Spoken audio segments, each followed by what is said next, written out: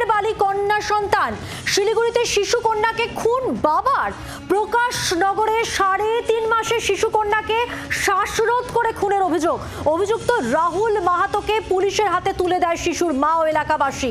অভিনয় করেও রক্ষা পেল না অভিযুক্ত। শিলিগুড়ির ঘটনা, শিশু কন্যাকে খুন বাবার।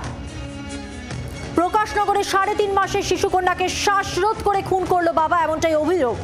অভিযুক্ত রাহুল মাহাতো, যাকে পুলিশের হাতে তুলে দিয়েছে শিশুর মা ও এলাকাবাসী। নারায়ণ সিংহ রায় প্রতিনিধি রয়েছেন আমাদের সঙ্গে টেলিফোন লাইনে। নারায়ণ, পুলিশ সূত্রে কি জানা যাচ্ছে?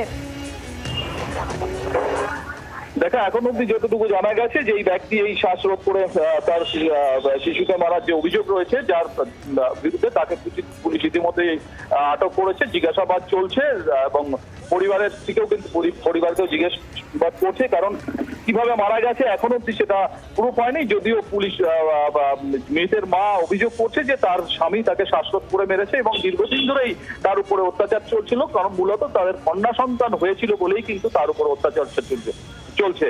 যা নিয়ে পুরো ঘটনা নিয়ে ইতিমধ্যে শিলিগুড়ি থানায় এফআইআর দায়ের করা হয়েছে। পুরো ঘটনার তদন্তে ভক্তিনগর থানা আর শিলিগুড়ি থানা এই বিষয়টিকে পুরো খতিয়ে দেখছে। বাংলার আওয়াজ, বাঙালির আবেগ, জি 24 ঘন্টা।